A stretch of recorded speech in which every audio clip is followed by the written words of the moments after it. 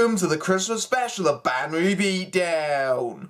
So it's the time of year to chop off the head of yet another Christmas turkey, so how about one of the most requested titles ever, Deck the Halls. Ah yes, Deck the Halls, generally regarded as being one of the worst mainstream Christmas movies ever made, which was despised by critics and audiences on its release. The noughties were a bad time for Christmas films, including the infamous 2004 combo of Surviving Christmas and Christmas with the Cranks, and Vince Vaughn ruining them with Fred Claus and Four Christmases. The film is directed by John Whitesell, who should be familiar to my audience since he was the guy who directed the second and third Big Mama's House movies when not doing a sleigh full of television work. And if there was enough Big Mama's House alumni to ruin your festivities, one of the writers is Don Reimer, who wrote the second film in that series alongside Agent Cody Banks 2, the Honeymooners movie, and oh yeah, the Santa Claus 2. Made for $51 million and worldwide made back $47 million, it's a pretty big flop considering that it's a festive movie, although no doubt it broke even due to home video sales over successive holidays. For the most part, Deck the Halls looks like something that was made quickly as a cash-in,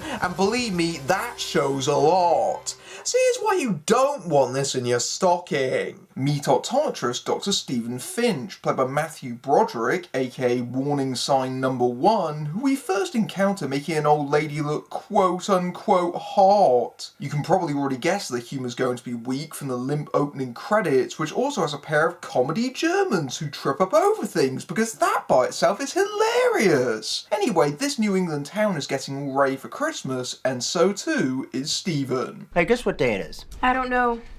I don't care. Wrong. It's December 1st. Yay! It's my birthday! Yes, do feel free to send me some belated birthday wishes in the comments. I'm all for that. Although in this movie, that's when this nutter pulls out the family advent chart. Yes, this is a busy time of year, so we have to have a game plan. December 3rd, we hang the wreath.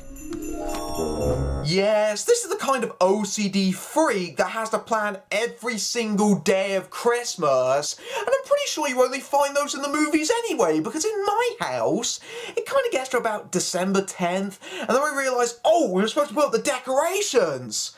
Because that's what normal people do. Of course, the Finch family are not normal people. In fact, they're more a terrifying Stepford sitcom unit of half-hearted, hacky cliches. For example, Kristen Davis plays Stephen's wife Kelly, who edits cookbooks for other people while dreaming of maybe doing her own one day, which is basically giving the classic 60s housewife a profession. There's the teenage daughter Madison, who's all sullen and sulky, which is good because that means we don't have to characterise her. And then there's mini-adult Carter. I'm 10, what have I really accomplished? Half season of soccer, cleared legendary mode of Halo, a lackluster stint in the Cub Scouts. Dude, you're 10! No 10-year-old acts like this except ones written by 30-year-olds that have no idea how to write 10-year-olds. Besides, you beat Halo on legendary mode. That doesn't make you an uncool dork. That makes you like every other kid these days. Admittedly though, things start off bland at first. No, when things start getting pretty bad is when some new neighbours move in across the street, the titular Halls, led by Buddy, played by Danny DeVito, and his wife Tia, played by Kristen Chenowith, who were first seen stealing both their newspaper and Stephen's coffee. I measured and the ceiling's too low in the bedroom. We're gonna have to get a shoulder pole. Morning! Looks like we got a visitor. Whoa! Don't put the little guy away on my count. Nothing says good, clean, family-friendly Christmas movie like a pole dancing and erection joke in the first 10 minutes. And that's not the only sex joke, since soon after we get Kelly pushing Tia's bum to get a plate up, or the fact that Tia's wearing a top that makes her boobs look like the Grand Canyon, a nude painting, and Hall's twin daughters. Hi, girls. Hi. Oh, you know, I can drop them all at school if you want to stay here and unpack. You do that for me? I'll bring the car around while they get dressed. Oh, they are dressed. Trust me, this is more clothes than they've worn in months. Can I live here? It's so funny because those two could have never sprung from Danny DeVito's loins. And what is with all the sitcom-friendly sex jokes anyway? Am I watching 2.5 Men? Will you introduce yourself? No! Kelly, thank you. That has been my family for years. Oh, it's beautiful. It's worth more than this entire house put together. So the vase is a priceless family heirloom? Gee, I wonder if that'll become a plot point later. Buddy's got a new job at the local Chrysler dealership in town. Chrysler! Chrysler! Sorry, I felt the need to say that 3 times for some reason. Buddy's co-workers try to play a prank on the new guy by betting on him selling a car to an old man outside. We gotcha. Are you okay? Money on my desk by the end of the day. That's not possible. Mr. Murray owns the dealership. I just bought one of my own cars. And the worst part is, I paid sticker. How the hell does that even happen? Just, huh? Also, I love how they really awkwardly established that the guy was the owner afterwards. Trust me, this is the kind of movie that likes to explain things out of the blue like you already knew about them. Unfortunately, Buddy's got a bit of a problem staying put because he always feels like he was meant for something bigger. He gets a new quest when his daughters start looking at a Google Earth style program and is informed his house is invisible from space in contrast to the Finch house. Buddy soon comes up with an idea. He'll make it visible by decorating it with Christmas lights. So, the big house across the street with hardly any light on it can be seen from space, as can every other house in the neighbourhood, but Buddy's reasonably sized one can't? This whole idea doesn't even make sense. Determined to achieve this rather arbitrary goal, Buddy starts decorating his house in lights, much to the bemusement of Stephen since it is 3 in the morning. Do you have any idea what time it is? What's the matter? All the clocks in your house busted? No, I was being sarcastic. Well, you gotta know that stuff like that just goes right over my head. Are we gonna be friends? Just start completely over. Buddy Hall, and you are? I was speaking metaphorically. Pew! That's it. Sometimes my stupidity astounds me. How about if you and I come up with a series of hand signals so I'll know when you're gonna talk weird? Does anyone in this movie act like a human being? He's supposedly an expert salesman, yet he's unfamiliar with the concept of sarcasm and metaphor. The only stupidity that astounds me is how bad the writing is. But despite covering his house in a bright glow, it still can't be seen from space, which is complete and total bullshit, incidentally. So naturally, Buddy has to go bigger, which means buying every single damn Christmas light in the hardware store. He's shown and soon purchases a horse-drawn sleigh, and I think this is the setup for wacky hijinks. It soon attracts the attention of the Finch family, who are about to do their traditional photograph, and Tia suggests they take the photo in it, forcing Stephen into a Santa suit. I think I know where this is heading. When Stephen hears those are wild horses that Buddy is attached to it, he races to get his son off the sleigh and ends up scaring them, and so we get a hilarious scene where he's dragged through town. This is a totally believable situation that you see all the time. The sequence eventually concludes on a frozen lake, which the sleigh falls through, leading to this eye-rolling scene. Hey. We're in the back seat of your wife's car on the way to the hospital. I had to get your body temperature up, so I stripped us both down and zipped us into this sleeping bag. Trust me, it works. Yay! A forced gay joke in a festive film. How wonderful. And now, a few questions for you to ponder. Number 1, did Buddy get Stephen out of that frozen lake all by himself without calling the emergency services? Number 2, if they did get out the emergency crew, then why is Stephen riding in the back of the family car as opposed to an ambulance? And number 3, and my favourite of all, what the hell does this have to do with the plot? This scene is stupid, crass, and pointless. And the film gladly continues on, presumably a few days later, like this idiotic incident never happened. Stephen is soon growing resentful of the attention Buddy's house is getting and is convinced he's stealing some of their electricity to power it. He's right too, because we see Buddy actually plugging his light into Stephen's home and there's some slapstick shenanigans as he hides it from him. If Stephen's so convinced that his power's being stolen, then why doesn't he just go outside and check? What Buddy's doing is a crime. It's theft, and it'll hike up Stephen's electricity bill. And trust me folks, this is the first of many broken laws in this sorry saga. Oh look, it's time for another padding scene. The Finches and the Halls go to get their Christmas trees, where Stephen proudly shows off the fact he's got the next several years growing ready on a private lot. Buddy accidentally knocks over some petrol and Stephen starts getting competitive, trying to beat him chopping down the tree. It doesn't take a genius to work out what's going to happen next. Does anyone smell gas? Well, it's probably me, but cut me some slack. I'm swinging pretty hard. Sweetheart,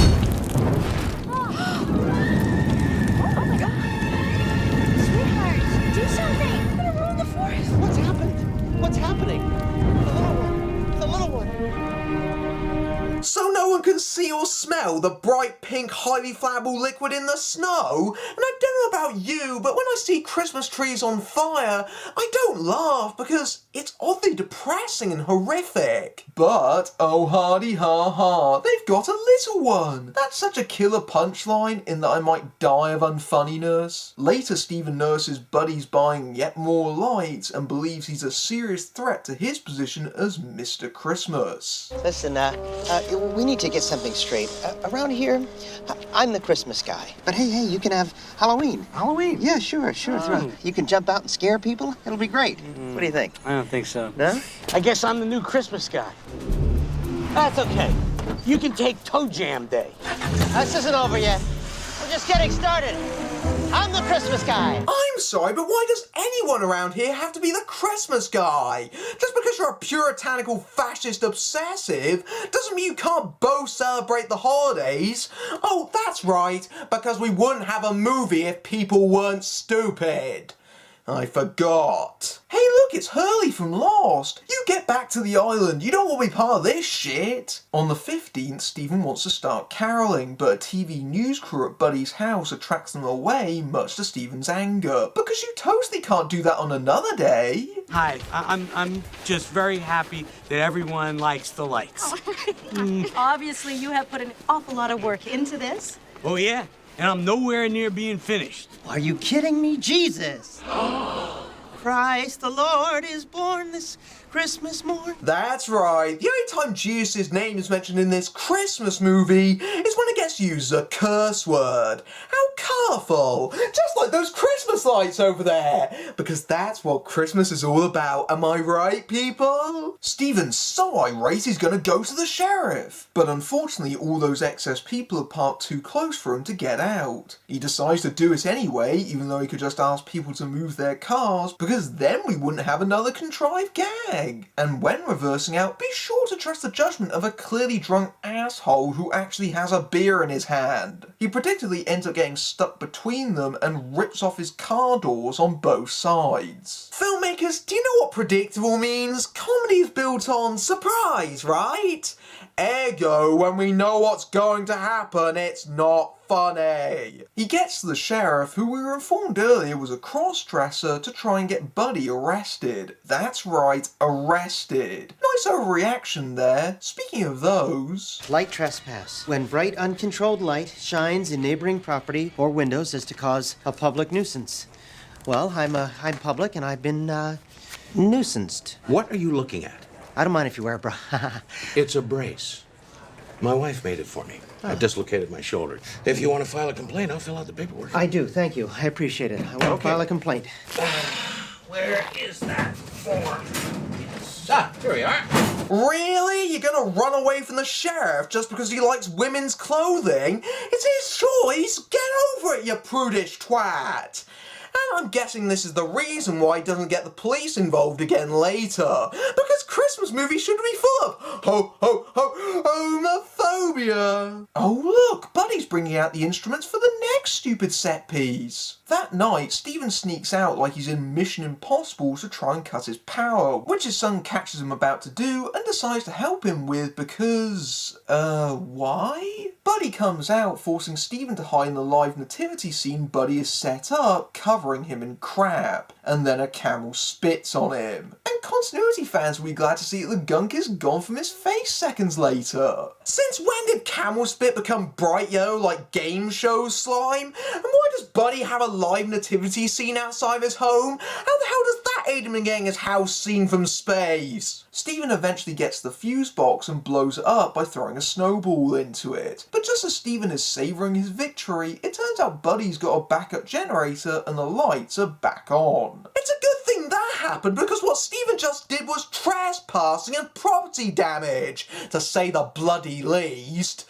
This is the kind of movie where if it was any real world, half the characters would be in prison. Buddy discovers what's happened and starts playing revenge. But does he call the police? Of course not. No, he instead feigns generosity. Steven wakes up finding a coffee, a brand new Christmas tree, and a brand new Chrysler waiting for him. And at no point do the Finch family think this is suspicious, uncharacteristic behaviour. No, alarm bells only start ringing when Steven finds the town's Christmas tree has been chopped down in the middle of the night and finds that he actually has to pay for that new car. Did Buddy shrink that tree down whilst he was at it? The town's giant tree fits in their living room? And how did Steven, the guy planning the town's Winterfest, not notice the extremely distinctive Marilyn Monroe angel on top? You chopped down the town Christmas tree and stuck it in my living room, and you made me believe that that car was a present. Steve. Your gift is parked outside. Steve, you cannot walk away from your obligations. You signed the contract. I didn't sign anything. No, that's true. You didn't sign anything. I had to forge your signature. Otherwise, they wouldn't let me drive the car out of here. And whilst this is a typical thing for a Danny DeVito character to do, this isn't a dark comedy. It's completely out of place, especially when the film itself considers Buddy to be the good guy. He's a bloody monster. So now it's December 20th and it's time for the Winterfest. Despite the fact that the most rational thing to do at this point would be to get some attorneys involved, the idiocy continues with Buddy and Steven competing at the festival to be the best at something. Their wives, Solly there to look on in disbelief, voice the thoughts of the audience. What are they doing now? Oh, this is just getting embarrassing. Whoa! They're acting like a bunch of 12-year-olds. Lady, you don't even know the half of it. Ridiculous as being charitable at this stage, frankly. Now let's give a nice, warm Winterfest welcome to the Santa Baby. Now that is something we could agree on. Well, you're a guy, right? Yeah, come on. Hey, is it getting hot out here or is it just you girls? Hey, baby, who's your daddy? I'm your daddy! I'm your daddy! Huzzah! An incest joke in a Christmas film! Because apparently these are the only 3 teenagers in town! Fa-la-la-la-la-la. But the thing that really matters during this sequence is the ice skating race, including Buddy, Steven, those German people, and someone else we don't care about. The stakes between the pair are simple. If Buddy wins, then Steven has to pay for the car. If Steven wins, Buddy takes down the lights. Not take back the car or the stolen tree, that seems to have slipped his mind during this little agreement. Oh, and Broderick is kissed out in a bright orange suit, which is pretty undignified. Oh, who am I kidding? He's not had any dignity since Inspector Gadget. So we have a zany comedy race scene, which is to say there's a lot of flailing slapstick, but a distinct lack of any actual jokes. Well, except for the fact that this film thinks people falling over in of itself is utterly hysterical. And it looks like, for a change, Steven might actually win. Except he trips over just before the finish line, allowing Buddy to skate his way to victory. And here's the thing about the rivalry in this movie, it's completely one-sided so that Buddy always wins while Steven gets humiliated.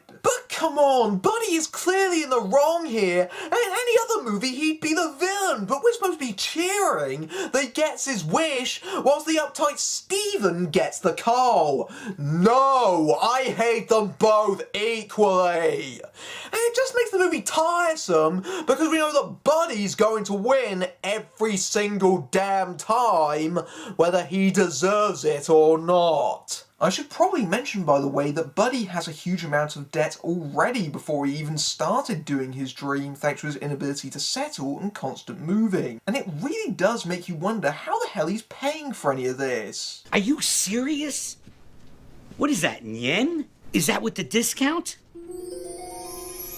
Can you get it here overnight? Because that's what Christmas is all about. Endless selfish materialism and getting up to your eyeballs in massive credit card debt. That's the American way. So yeah, that priceless family vase we set up in the first act, yet Buddy's pawned it and Tia's not happy about it. How am I supposed to afford a camel on a car salesman's salary? And then I went for a loan, and if you don't have a job... You lost your job? That was a pretty awkward way for you to find that out. Yeah, it was a pretty awkward way for us to find out too, considering that we never saw that. And I know the guy has a dream, but he has no money and no job. At this rate, they're gonna be living in a cardboard box. Dump this asshole already! And because even the movie realises this is a truly despicable thing he's done, probably because it didn't happen to Stephen, that's exactly what she does, packing the twins in the car and leaving. Of course, he's too busy pursuing his dream. Hi, random Penn appearance! When we heard about Mr. Hall's quest, if you will, we decided to downlink images from his general area as often as possible, so I can show you if you'd like to take a look.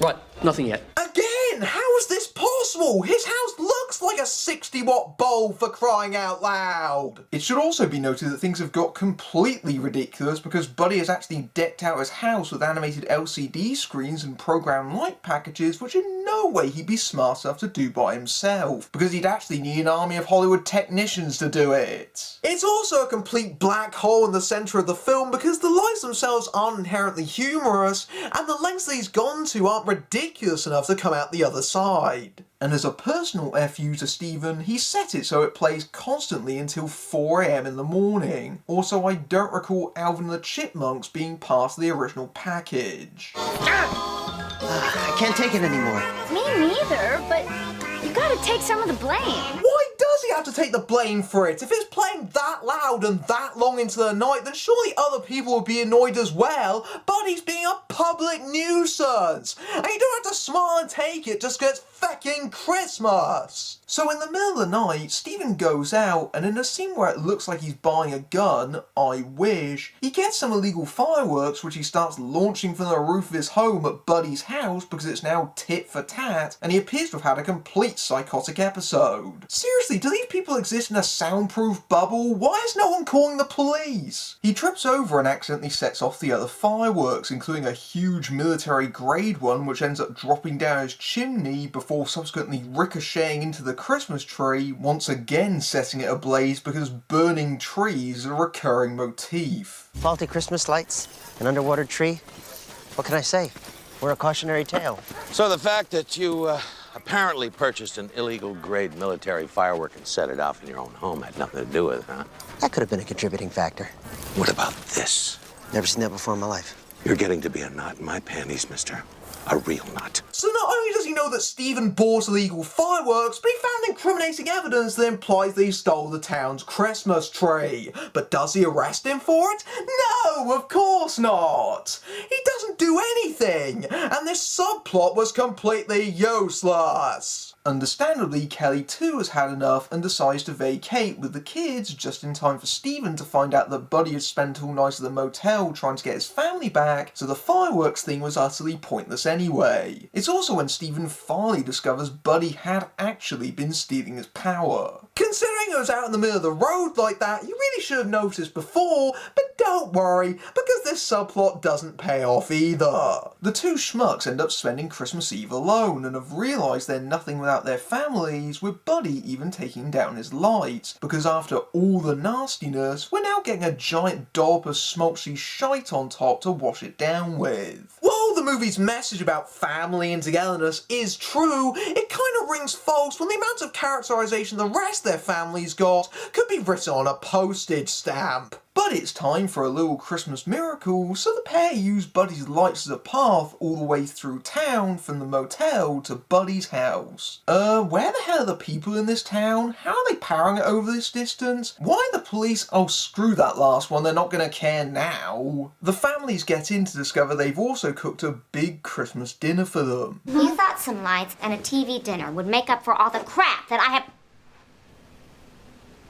Is that what I think it is? We didn't have time to do a turkey. So we made a few things from your new cookbook. Ah yes, a new cookbook, which Jane just decided to do a few days ago, and therefore had no time to prepare the recipes for it, unless she was stealing other people's. But don't Oh well, let the tacky contrived ending continue. Oh, and Buddy's brought back the vase, and I can only wonder at how the hell he managed to buy that back. So the families are reconciled, but that's not good enough for this movie, because Stephen has invited all his clients over to donate their surplus Christmas lights so Buddy can have one final shot at his dream. Apparently because the MTV news crew, including a cameo by a woman I've never heard of, are going to arrive at the house. They turn on the lights, but the generator blows out after a brief second. But because it's Christmas, everyone starts pulling out their phones into the air like it's a rock concert. No, don't worry, this isn't the thing that gets the house seen from space, it's just more sentimental sap. Even Buddy and Stephen somehow find it within themselves to forgive the deplorable things they've done and start afresh. So the moral of the story is, whilst Buddy didn't achieve his dream, he's still got his family, and that's all that matters. Well, that's a pretty nice message.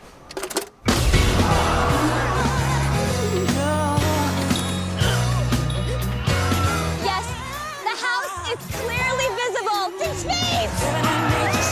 Nah, screw that, that's far too mature. And with a bunch of hand-me-down lights, the house can be seen from space? But why the hell wasn't it before? And it's apparently so bright that it can blind people on computer monitors? Bullshit!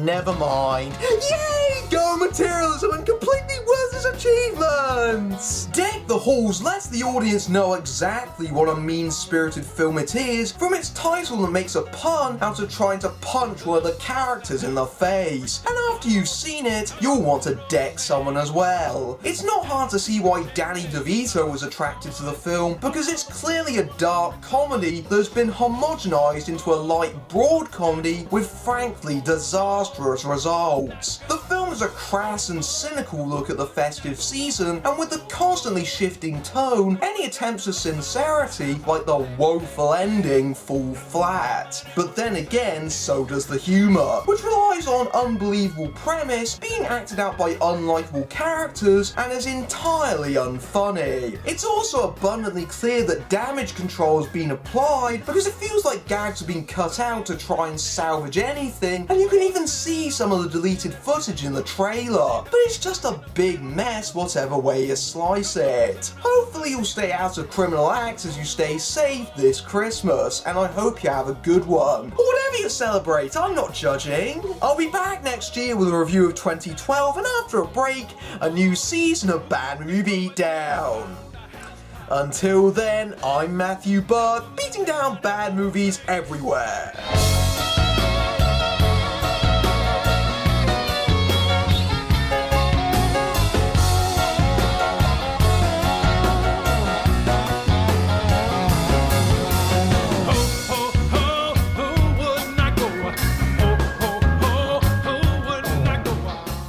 Fuck la la la la la.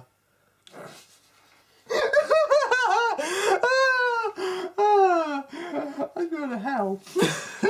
Huzzah! An insect! That sounds very womanly. I laugh. Merry Christmas, everyone! Fuck la la la la la.